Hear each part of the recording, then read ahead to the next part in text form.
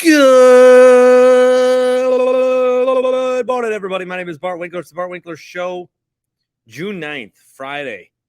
Headed into the weekend, everybody. I don't know what you got planned. I got a lot planned.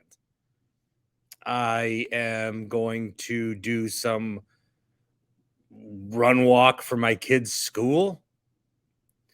I am going to be at Forward Madison. Big game for Forward Madison, North Carolina FC. On Saturday night, get on out, Breeze Stevens Field. Gotta be there. Sunday, I'll be back on CBS. Talk some NBA Finals, I'm sure. Game 4 is set to be Friday night. And as long as I don't shake and bake it too much in the evening, I plan to hop on and what's up. If it's good, I'll use it for the show. If it's not, it'll be in YouTube history. Not that YouTube's not the show. There's a lot of great extensive content on YouTube that I will be adding to this Dan Schani Insurance stream. Dan Schani, again, independent guy, danschani.com, has already helped out a few of you. Even if you want to call him and just get a quote, he's a longtime listener, so you can chop it up with him and talk about who you like the best and who you hate the most and get all that done. But there are going to be some things that I'll be adding to my YouTube channel. I went through a lot of old stuff again, but now I found videos. And I don't just want to inundate people with like, hey, here's a clip from me and Chuck 5 years ago. But I am going to be posting a bunch of clips of me and Chuck from 5 years ago. There's one where I try to tell him the moth joke, the famous Norm Macdonald, Conan O'Brien bit. There's one where we open old baseball cards together. So I don't know. I had these videos and they were on Facebook Live and they're my videos. So I'm going to put them on my YouTube. Why not? So that'll be trickling over the next couple of days when I get to that. So anybody awaiting that long Bart and Chuck reunion, I thought we were getting close. He's doing his Lockdown Brewers stuff. It's not like I'm not in contact with people in other stations. Maybe I don't know. Chuck should have been on here by now. Really disheartening. So everybody bug the shit out of Chuck this weekend to pressure him again. At least get him to comment on it. Because I like when he does that. No, it's got to be bigger than a podcast, Chuck says. And then now he goes ahead and does a daily podcast. Got some voicemails to play. Scott Grodsky, have a short conversation with him just about, CBS 58, working in the biz. And really, he took a picture of Adrian Griffin, the Bucks' new head coach, looking clueless as fuck. So I want to talk to him about that, essentially, is what we talk about. And then I just talked about finding old content. And again, I don't want to go all, Doug Russell here and try to repackage everything I've ever done from 15 years ago. The Doug Russell podcast, by the way, get it wherever you get your podcast. But maybe from time to time, a Flashback Friday, maybe from time to time. I did find the audio where Alan from the North Side called in, and I didn't follow up good enough. His dad may have murdered someone at a gas station, so we'll just end it with that. We'll set you into your weekend with some audio of possible attempted murder, is what we'll do. A couple of things regarding the Bucks. I mentioned Adrian Griffin. Joe Prunty is back. Joe Pretty Boy Prunty. Now is when I got to get Jeff Orlowski on for that alone. I don't have those cuts. I had all of the cuts. I thought I'll never need these cuts again. Joe Prunty, he's never coming back. Terry Stotts is back. I like this. Hot Take Jake is back, and that's the first Carl's Place voicemail we'll have. I'm not sure he was really into the Adrian Griffin press conference. The voicemails, you can leave them 402-915-BART, 402-915-BART. Carl of et.com/Bart for all your golf simulator needs. The difference between, I still have not gotten out to a range at all. I almost stopped on Thursday, but that's the difference between, going out to a range and then buying a large bucket. And it's like, fuck, I only wanted a small, but my eyes deceive me. To find a space that you may have in your home that you can turn into a golf simulator, and you can really up the level of like hitting a ball against a sheet. I mean, the video technology they have, you can play different courses with the equipment they have. So if anything else, just go to carlofet.com/Bart and check it out. That's all. carlofet.com/Bart. All right, here's Hot Take Jake talking some Bucks. Hey, Bart. It's me. I unfortunately was not able to get in just after the Adrian Griffin press conference. Well, I really, really hope it works out with Adrian Griffin and the Bucks. On the heels of that press conference, I saw a tweet that said it's expected that Khris Middleton will sign a long-term contract with the Bucks. So I'm kind of looking at today as the day the window officially closed. I'm sorry to say it. I really want it to work out, but that's brutal. Continued voicemail from 4 days ago.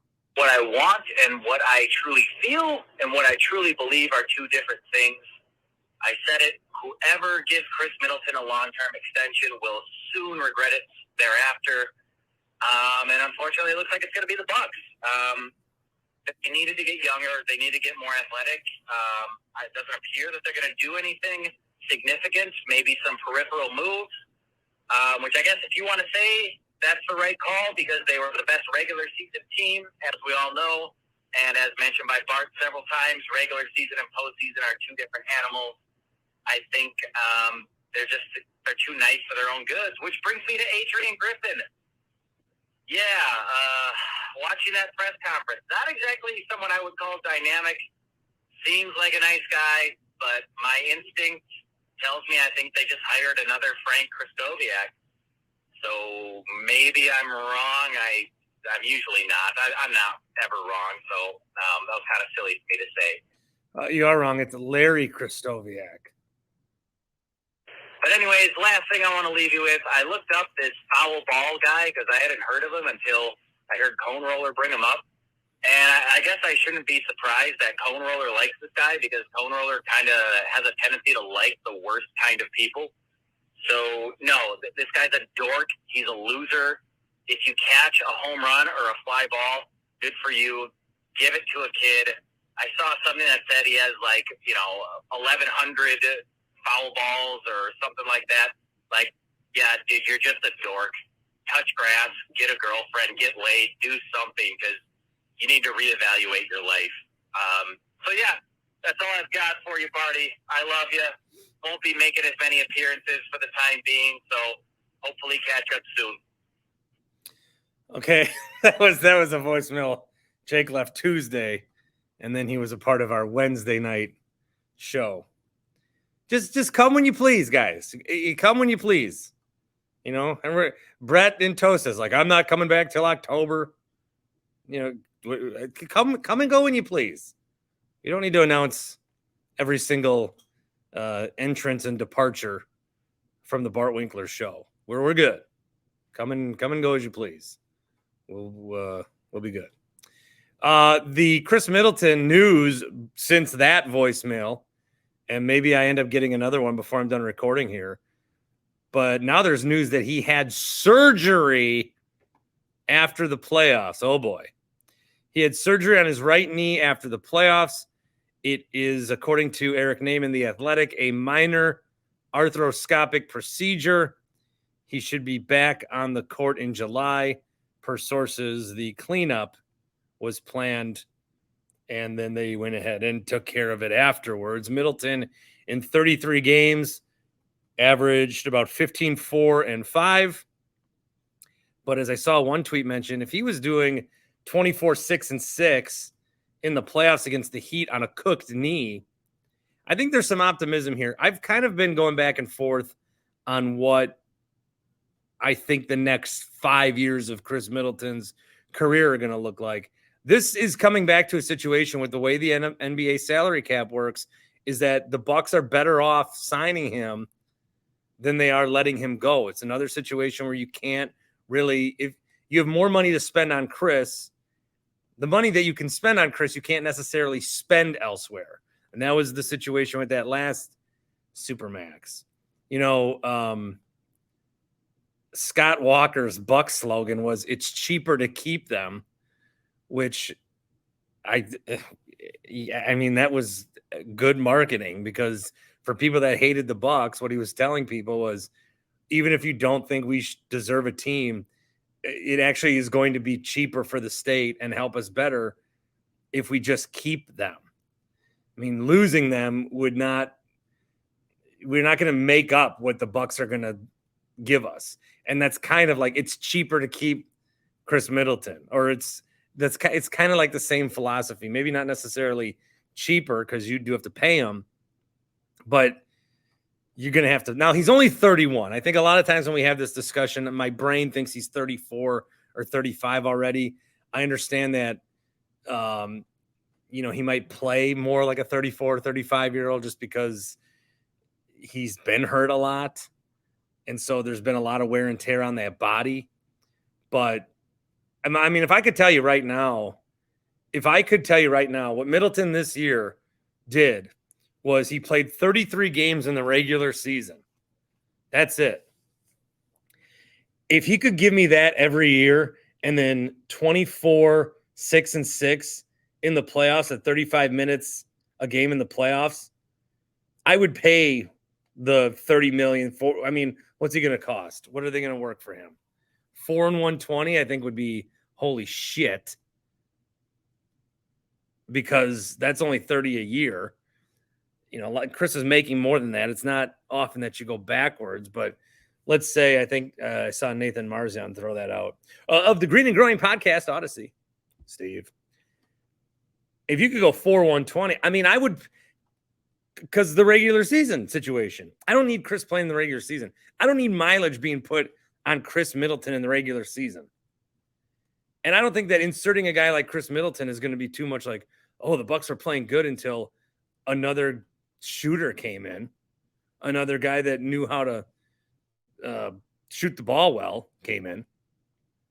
No, I mean, ball and let him cook, man.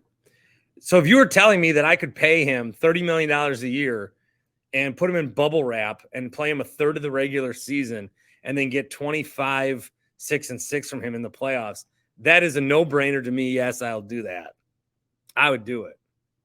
If you're telling me you want to play him 80 games in the regular season, I mean, I don't know. I think to lengthen this guy's career, like, again, the regular season, what does it fucking matter if Khris is playing 70 games? He's streaky as it is anyway. Khris is not a guy who's going to contend for these all NBA, first team, MVP stuff where you have to play 65 games.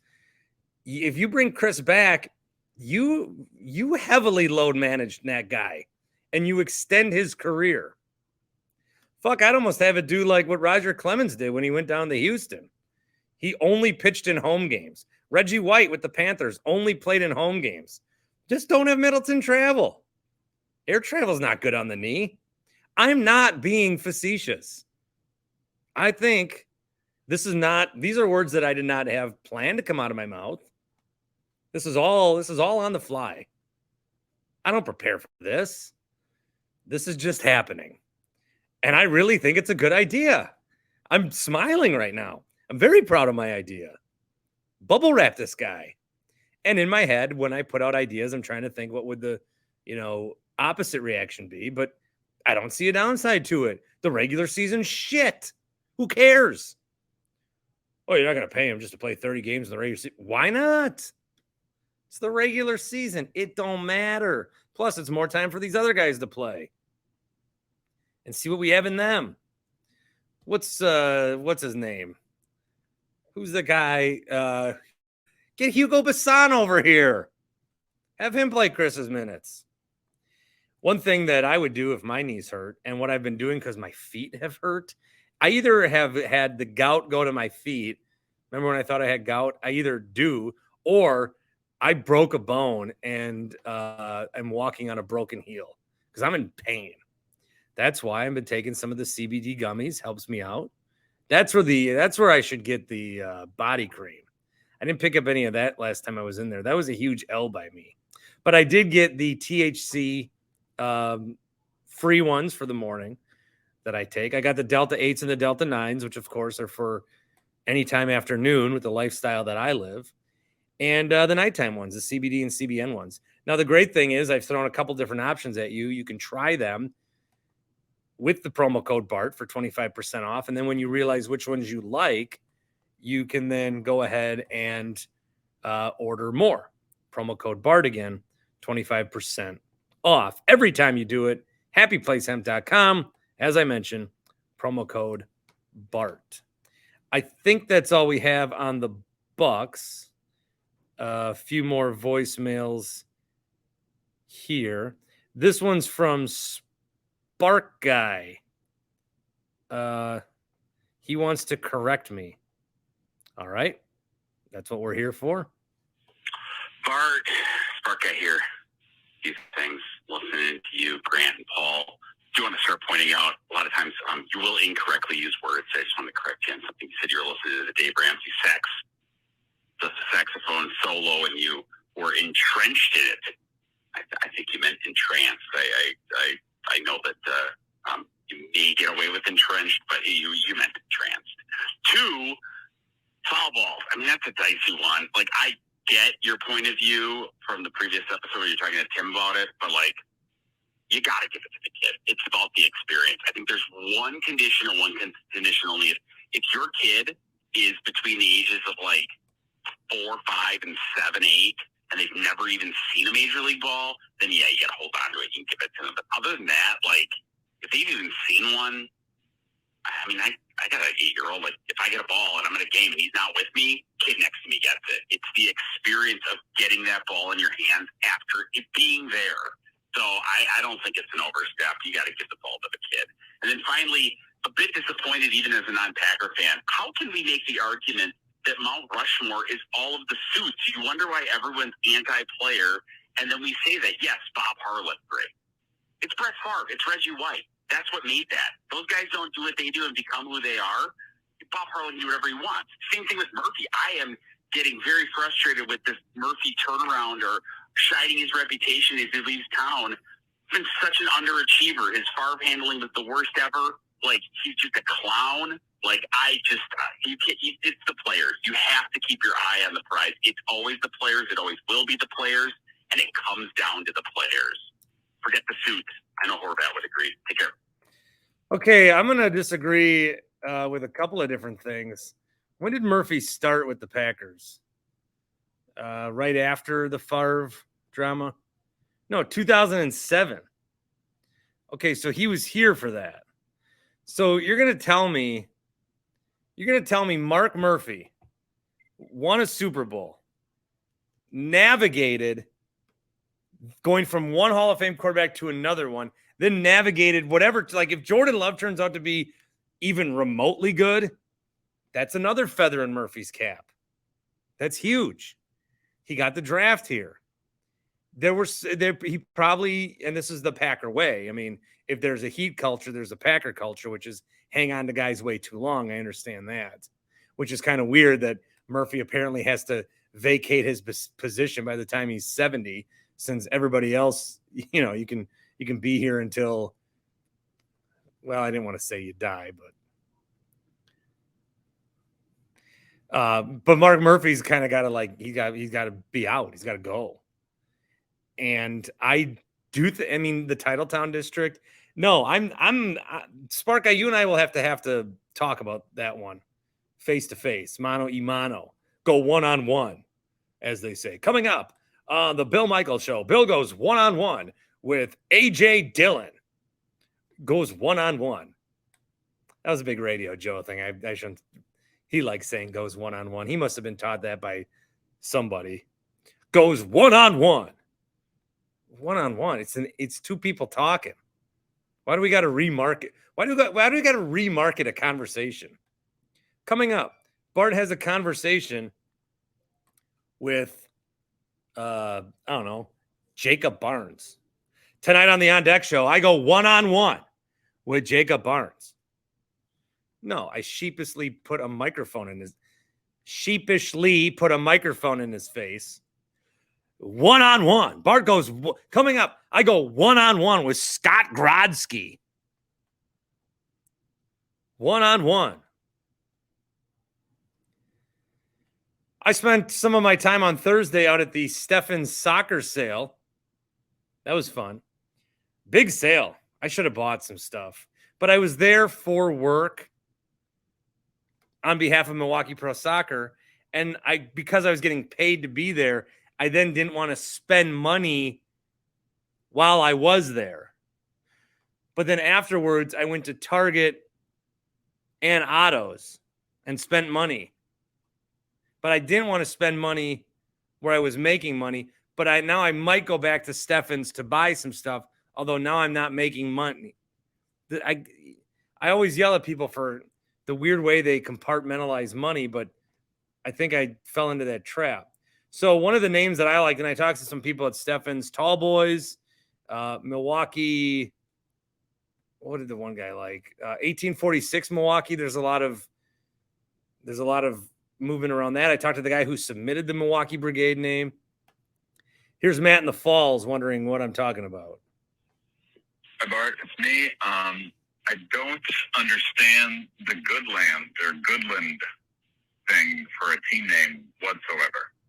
Like, what is it? What does it mean? Like, I get that it sounds nice, and some people call this the Goodland, or that's what Milwaukee means. I don't know, but it's not the name of a team. It's not a thing. It's nothing. It's an idea. It's like, I feel like I'm on a Seinfeld episode because you can't name a team Goodland. It just, like, you can tell that I'm speechless because it just makes no sense. Like, the team has to be a thing. It has to be like lake effect is a thing, and it's clever. So that was really good.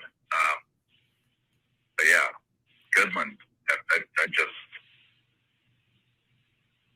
doesn't work for a team name. So sorry, but that's the way it is. Well, there's a Goodland tattoo, and I've been pronouncing it Goodland.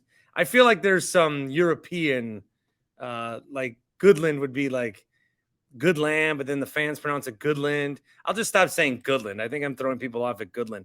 I want the team name to be Goodland FC or Goodland Milwaukee FC. And that's like a derivative of Forward Madison. So maybe I've got that in my head because I've been doing stuff for Forward Madison. Forward Madison, you would say, is not a team name either. But I think it works. Forward being the motto of Wisconsin. Forward Madison. And then they have the Flamingos, which is their mascot. And then they have the Flock, which is their crowd section. I think that all works. I think Forward Madison is a good name. It doesn't have to be the Milwaukeeans. It can be like Bayern Munich, I guess is what I'm thinking of. Goodland. I don't even know what Bayern Munich means, but they're my favorite German team because I went to Munich once, humble brag, but then they've won like 13 in a row. Hey, how about my Hammers? They won some made-up trophy. Bayern München. Bayern, meaning, I still don't know. Trying to look it up. Anyway, Bayern. What the fuck's Bayern mean? Still don't know. But they call them the Bavarians, or they call them the Reds, or they call them, other stuff, but that's not their official name. I like Goodland Milwaukee. I think that's a great name. I'm very proud of it.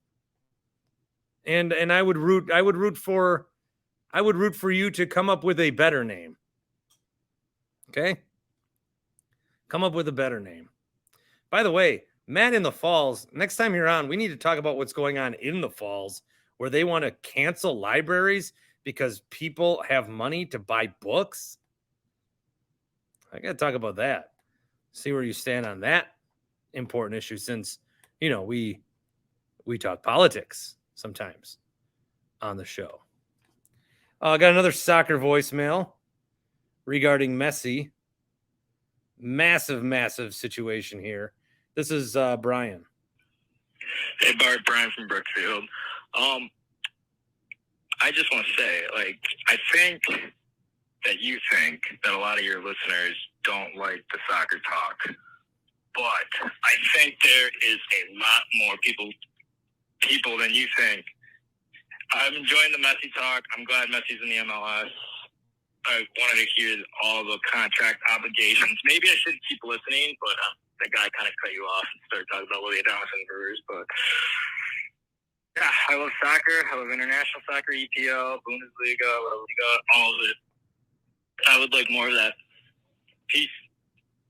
Well, I want to talk more about this Messi thing just to clear up. Like, the one thing that's pissing me off, and I get it, whatever, but people are like, Messi to MLS, give me NFL comparison. Messi to MLS, what this mean in NBA term? How can you not figure out what it means in what it means terms? Messi is the greatest, most beloved player right now. He's coming off winning a World Cup. People go cocoa bananas for this man. He's coming to a league that's like 15th best in the world at tops. That's what I mean, you don't, God, why does minor shit piss me off? What does this mean in terms of major league sports that I'm familiar with?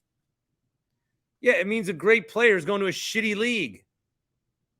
I mean, what do you want? What do you want? Messi's going to come to the United States. It's going to be a big deal. People are going to be very passionate about getting to these games. Now, the MLS, let me talk MLS for 5 minutes. God, I need to just do a whole MLS stream of consciousness podcast is what I need to do just to get everything out there. Cause I always like talk about it for a few seconds. And then when the MLS was formed right away, they did start to get guys that were retiring.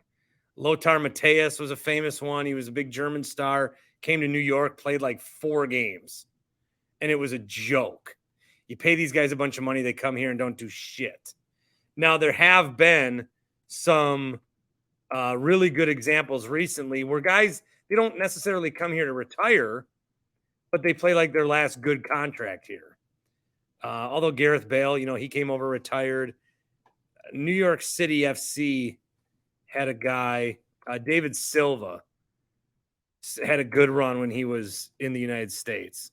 I thought when Ibrahimovic came to the Galaxy, he just embarrassed the whole league. He embarrassed everybody for how good he was and how much he just dominated everything that was going on here. He had 52 goals in 56 games. He was a monster. Wayne Rooney, I thought, did some decent stuff here.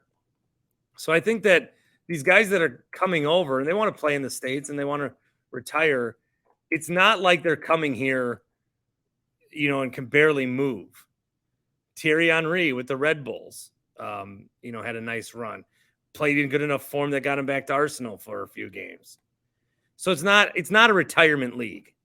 It might be your last contract league, and I might be, I guess, to be clear on that, it's like, okay, Messi's 35. This will probably be his last deal. But it's not, I'm saying that's good. They're coming here when they still have something left in the tank. They're not coming here at 40 years old to get a paycheck and then suck. So there is still contributions that these guys give you. And I think the MLS has done a better job the MLS has attracted some big, big names. And they've had some big, big impacts. I think the most of the league is made up of guys from this part of the world, North America, South America, that when they're 22, 23, they get discovered overseas And if they're not good enough, or if the level of play of what could take them somewhere else, they decide to stay here. I think it's a good developmental league. If you're looking at it in world terms, the league wants to be better. I still think you have to go to some sort of promotion relegation before things really get serious with a large section of fans. I don't think it's fair that a team like the San Diego Loyal can exist in the USL, which we're going to get that Milwaukee team, and then they can just have a guy buy an MLS team there. If there's going to be an MLS team that would ever be in Milwaukee, it should be this club. You can't have this club and then an MLS owner say, I want to, that would be awful. But that is what happened in San Diego. Portland and Seattle, they have a rich history. They didn't get called up. They didn't get relegated. They just were like, all right, we already have a team there with structure. Pay us a bunch of money. You can be in the MLS. I don't like that whole set of it. I also don't like how it's like Inter Miami and Real Salt Lake and DC United. And it's just a bunch of teams ripping off names. The naming structure is completely weird. There are, I think, Atlanta, Minnesota. There's a bunch of Uniteds. It's weird. There's a lot weird with the MLS. Maybe I'll do a podcast where I lay out everything that changes. And another thing that people don't like about the MLS is how they're getting Messi. Messi is essentially coming here.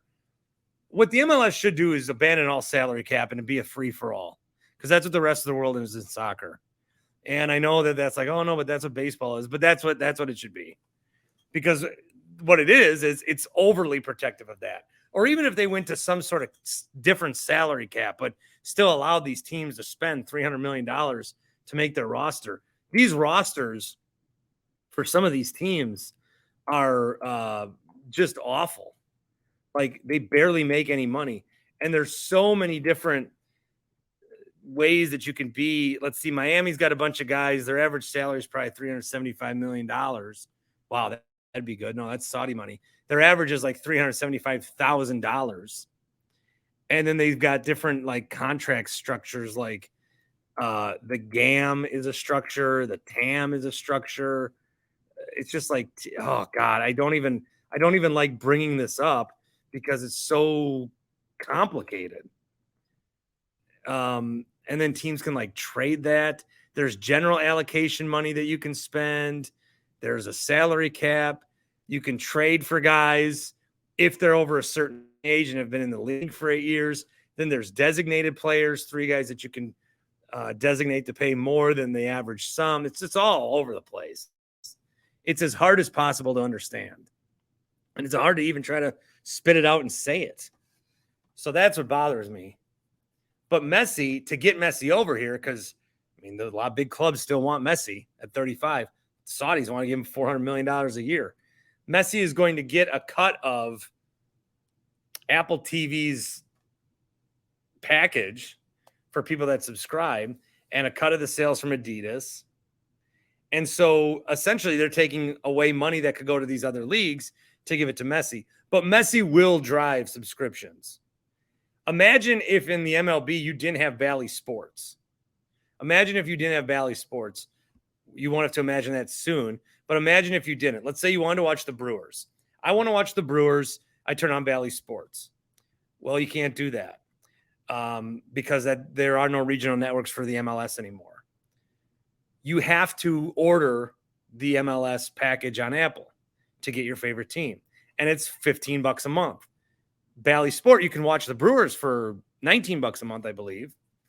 But you just get the Brewers and the Bucks. If you order it from MLS, you get all the games, everyone. So if you're a fan of the Chicago Fire and you want to watch the Fire, you pay $15 a month for Apple's product, and then, but you get all the games.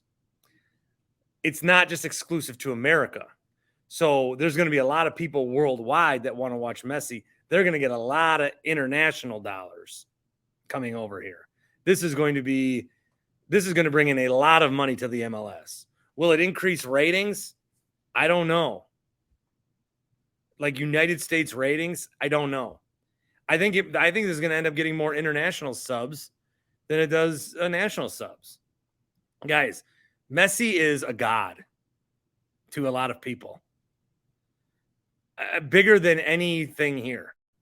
Whatever we think of LeBron or Jokic or Giannis, or Brady or Mahomes. Messi like swallows all those up, spits them out, steps on the spit and creates a new life. I'm like, he's big. He is huge. He got Inter Miami 5 million Instagram subscriptions in one day. Yeah, it's just Instagram, free click, but a lot of these people don't. They die for this man. They love. I mean, Messi is the guy. I don't even think we can comprehend what he is to a lot of people. So to get him is a massive, massive deal. But I hope it helps infuse money into the league and makes the league better. And I want the league to succeed. I want soccer in this country to succeed. And the way it's going to do that is with a viable MLS. But I wish MLS would work in tangent with the USL leagues, which are very good. And the MPSL leagues, which are great grassroots leagues, you know? I wish it would do better with that. But it just, I don't know. I think Don Garber, he's the commissioner. I would just love to be the MLS commissioner, man. I really would. I really would. So that's kind of like what's happening with Messi. It's weird. I think detractors of this say that MLS is not a serious competition because, like, who cares who wins? All they're trying to do is get expansion fees and get TV subscriptions. Like, the MLS's goal is not to crown a champion every year. It's to get $500 million from the next sucker that wants to expand into the league. And it's to boost the Apple TV Plus subscriptions. They don't care. Like, other teams are sort of backdoor paying to have Messi here. And that's weird for a lot of people. And it is weird, but I think the MLS is getting rewarded for bad behavior. The means are justified by the end. Because Messi coming to MLS is a fucking massive deal. And whatever it took to get there, I think the MLS should be proud of that. Conference opponents have been named for the Big Ten for next year and the year after, with USC and UCLA coming into the fold. In 2024, the Badgers will host Indiana, Minnesota, Penn State, Purdue. They will play at Iowa, at Maryland, at Nebraska, at Michigan, at USC. The following year, the Badgers will host Illinois, Iowa, Michigan State, Ohio State, USC. They will travel to Minnesota, Northwestern, Rutgers, and UCLA. The Badgers every year will play Iowa and Minnesota no matter what. Those were some of the rivalry games kept in. The rest is going to be basically alternating. So the Badgers will play USC on the road next year and then UCLA on the road the year after that. But USC will come here. USC, Ohio State. See, this is why if the Badgers are going to do anything, they got to do it this year when the schedule is cake. And I know things will expand later, but the schedule is going to be a lot harder. So I think this is the year. I know it's Fickle's first year, and he's not recruiting the big boys from Wisconsin the way that Paulie Chris did.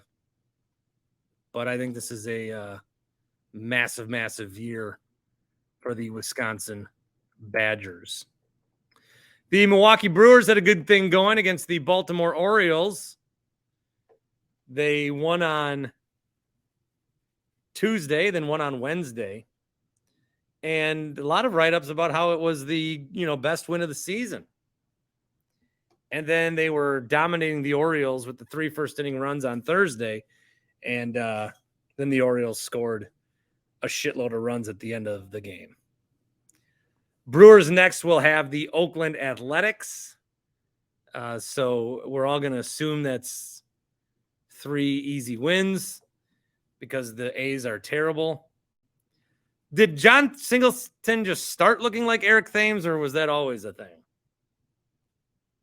I mean, it looks like Eric Thames got recast. All right. Scott Grodzki is going to join us. CBS 58, sports reporter. And then we will wrap up with some Flashback Friday.